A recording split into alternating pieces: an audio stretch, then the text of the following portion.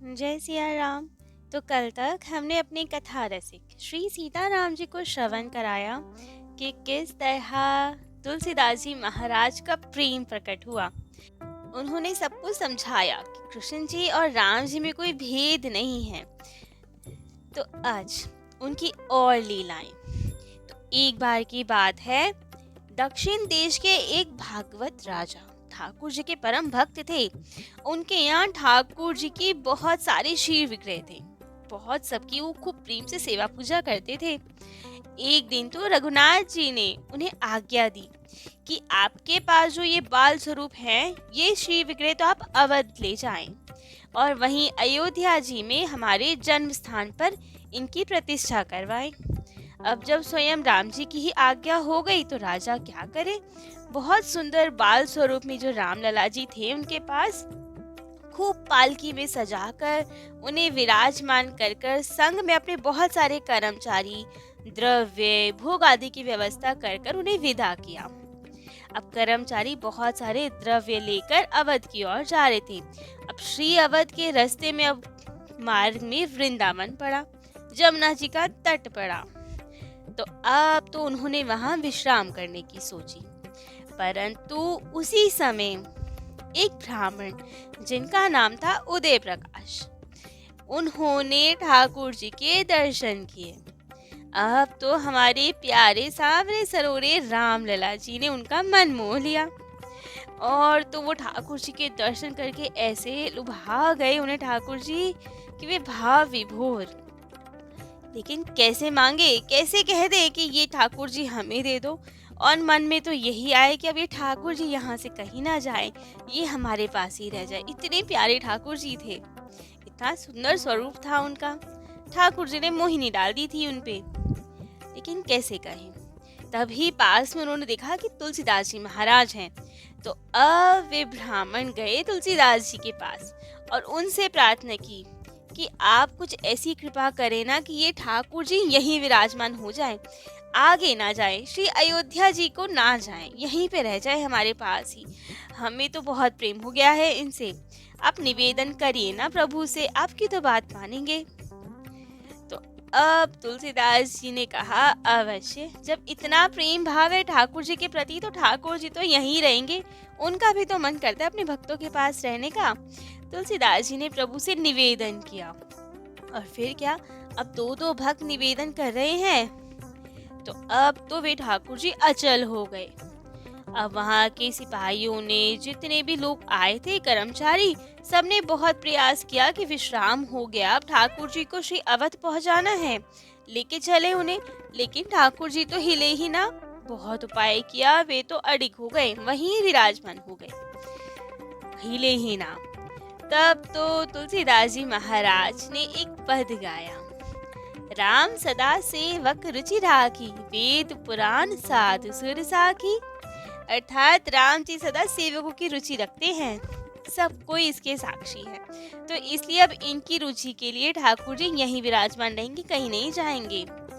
तुलसी राम ही आप उते, सेवक की रुचि मीठी, सीतापति से साहिब ही, कैसे दीजे पीठी।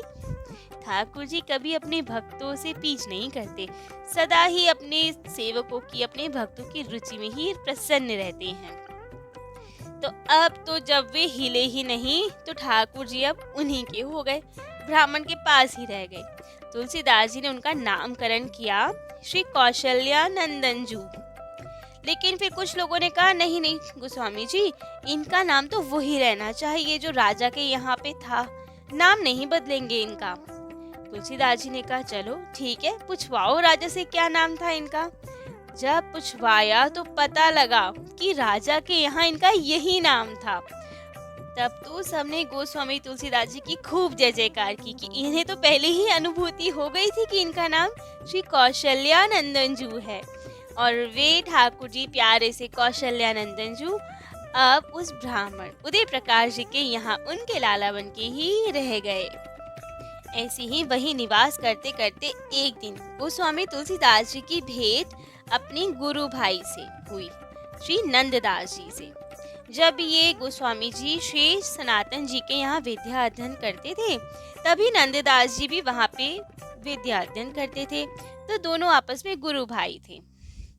तो अब नंददास जी गोस्वामी जी के प्रभाव से पहले तो श्री राम जी के ही भक्त थे, परंतु जब वे वृंदावन आ गए, अभी अष्टछाप में थे। श्रीनाथ जी के जो अष्टछाप कवि होते हैं, जो उनकी राग भोग की सेवा करते हैं, उनमें इनका नाम था।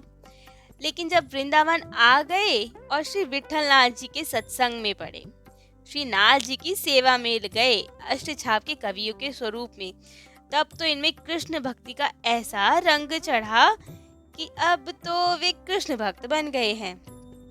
तो अब इस बार जब तुलसीदास जी की इनसे भेंट हुई, तो वे समझ गए देखकर कि ये तो अब कृष्ण भक्त बन गए हैं। तो उन्होंने विनोद में, मजाक में पूछा, नंददास जी, कहाँ कमी रघुनाथ के छाड़ी कुल की बान, अर्थात हमारे रघुनाथ जी में कहाँ कमी थी जो हमारे कुल, हमारी मान को छोड़ दिया आपने।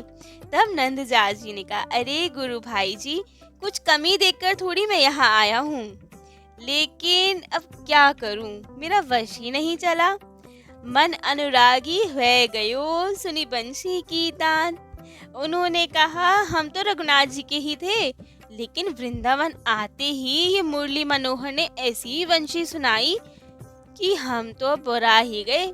हम तो उधर अपने आप ही खिंचते चले गए, मन अनुरागी हो गया वहाँ पे। क्या करें, हमारा कुछ वश ही नहीं चला। और इसके बाद उन्होंने कहा कि वैसे गलती आप लोगों की भी है, हमारी गलती नहीं है इसमें। तुलसीदास जी ने कहा, अच्छा हमारी क्या गलती? तब उन्होंने कहा हंसकर कि आप लोगों की ही भूल है ये सब। आप लोगों ने मेरा नाम नंददास रखा है, तो इसलिए मैं नंद सुमन की भी सेवा में लगा रहता हूँ।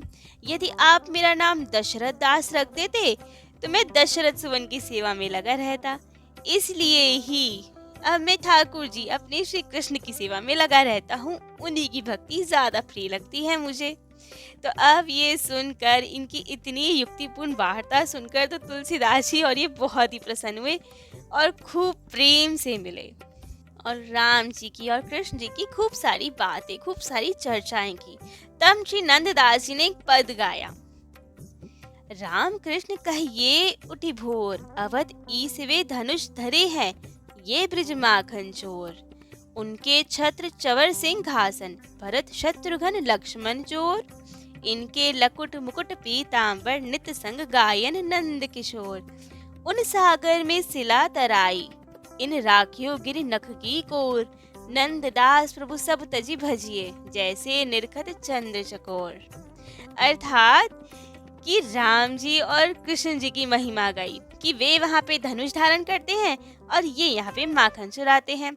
उनके पास छत्र चवर सिंहासन है, भरत शत्रुघ्न जैसे, लक्ष्मण जैसे भाई हैं, और इनके पास तो लकुट मुकुट पीतांबर है और खूब गाते बजाते रहते हैं हमारे नंद किशोर। उन्होंने यदि सागर पे शिलाएं तैरा दी, तो इन्होंने तो अपनी नख की कोर पे, अर्थात अपनी छोटी उंगली के नाखून पे ही गिरिराज जी को उठा लिया। नंददास जी कहते हैं, बस सब संसार को तज कर केवल प्रभु का सुमिरन ऐसे ही करे जैसे कि चकोर अपने चंद्रमा को देखकर उसी के ध्यान में रहता है। तो ऐसी खूब प्रेम और भक्ति की वार्ता हुई नंददास जी और श्री तुलसीदास जी महाराज में। ऐसे ही अब पूरे ब्रिज में दर्शन किए, श्री गोपीनाथ जी से मिले और गोकुल के दर्शन किए। वहाँ खूब संतों महात्माओं से खूब प्रेम वार्तालाप करके, दर्शन परस करके अब ये पुनः आ गए चित्रकूट की ओर।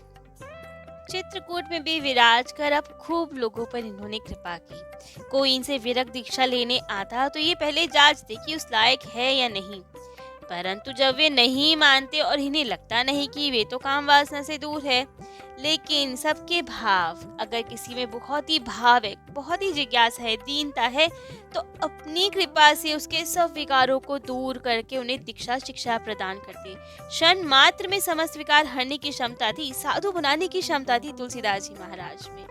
ऐसे ही एक बार चित्रकूट में तुलसीदास जी रात्रि के समय अपनी कुटिया में भजन कर रहे थे। तभी इन्होंने देखा कि अत्यंत वयोवृद्ध व्यक्ति, बूढ़ा व्यक्ति मंदाकिनी जी की ओर बढ़ता ही चला जा रहा है। तो आप भी उनके पीछे पीछे चल दिए कि ऐसा क्यों कर रहे हैं, वो इतनी उतावली में कहाँ जा रहे हैं। तो देखा तो वो बूढ़ा व्यक्ति मंदाकिनी जी में डूबकर प्राण देना चाहता था। इन्होंने तुरंत जाके रोका कि आप ऐसा क्यों कर रहे हैं, आत्महत्या करना तो घोर पाप है, प्रेत योनि मिलेगी, सब कुछ नष्ट हो जाएगा। तब तो व्यक्ति ने बहुत रो के कहा कि मैं अत्यंत दरिद्र हूँ, जीवन निर्वाह अत्यंत कठिन है, इसलिए अपने प्राण त्यागना चाहता हूँ।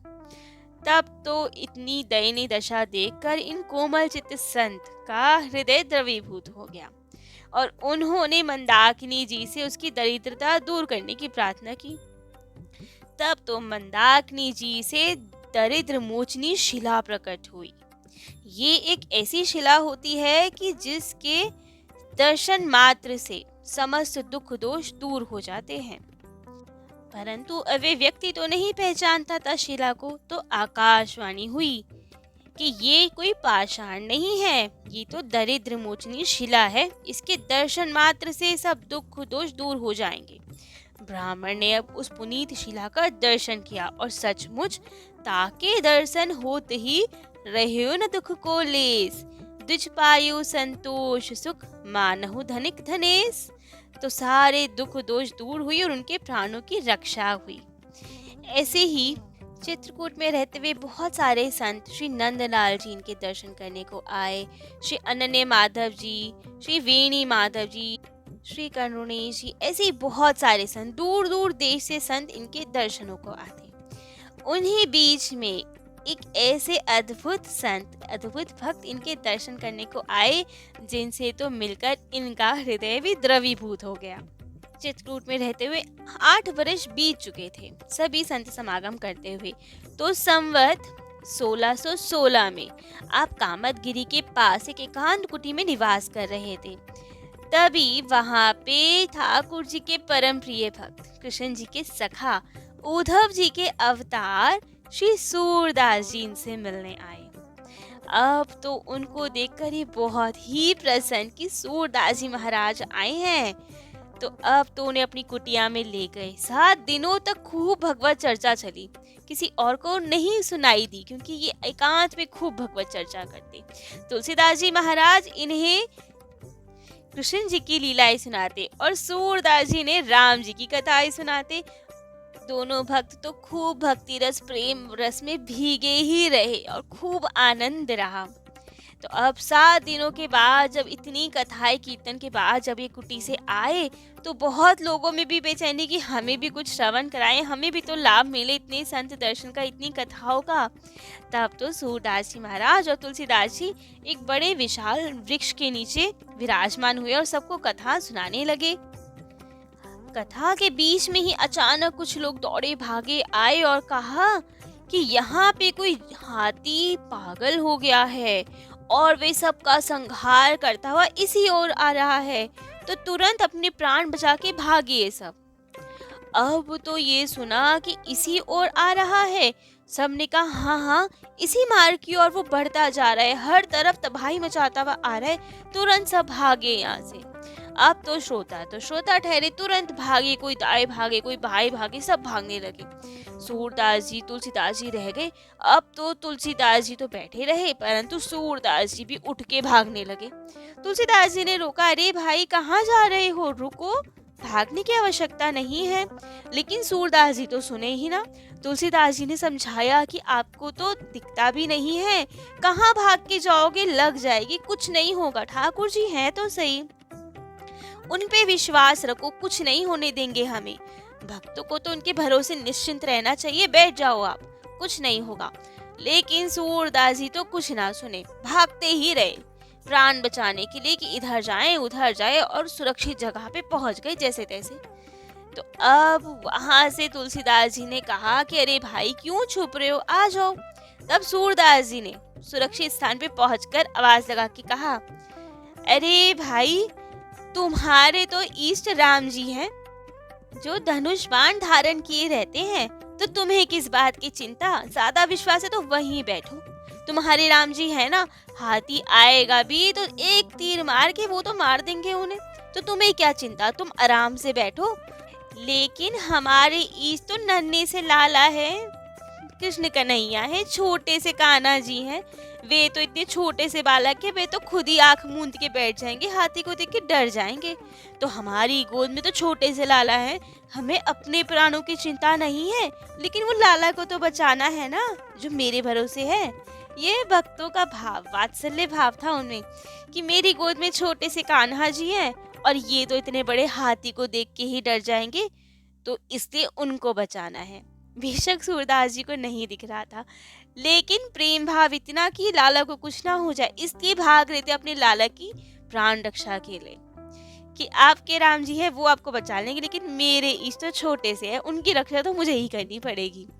तो अब ये भाव सुनकर तो तुलसीदास जी महाराज भाव विभोर कि क्या ये भक्तों के भाव होते हैं कि छोटे से लाला अपने इष्ट की ही रक्षा करने के लिए दौड़ रहे हैं, कि वो छोटे हैं, वात्सल्य भाव है, तो वे हमारी रक्षा नहीं करेंगे, हम उनकी रक्षा करेंगे। और सही में तुलसीदास जी महाराज तो प्रेम विभोर अपने ठाकुर जी के भरोसे, क्योंकि उनके इष्ट हमारे धनुषधारी राम जी थे, उनको क्या चिंता। हाथी उनकी ओर बढ़ा भी तो वे तो निश्चिंत बैठे रहे। और सही में जैसे कि कहा था सूरदास जी ने कि आपके राम जी तो वहीं से तीर चलाएंगे तो हाथी मर जाएगा, हम तो भागे।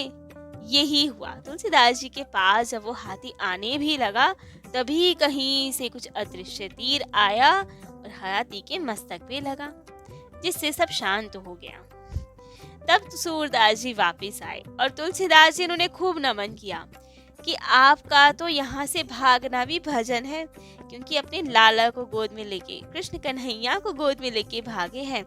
तो खूब नमन है ऐसे भावों को, तुलसीदास जी महाराज और सूरदास जी महाराज को, जिनका अपने ठाकुर जी पे इतना भरोसा है, एक का इतना कि उनके ठाकुर जी उन्हें कुछ नहीं होने देंगे चाहे कोई भी आ जाए, और एक का इतना प्यारा भाव है अपने ठाकुर जी के प्रति कि हम अपने ठाकुर जी को कुछ नहीं होने देंगे चाहे कुछ भी हो जाए।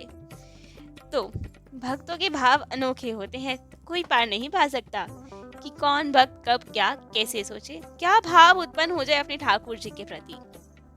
तो आज तुलसीदास जी महाराज और सूरदास जी महाराज को इन्हीं प्यारे भावों के साथ यही निमग्न रहने देते हैं। आज के लिए इतना ही। जय जय श्री सीताराम।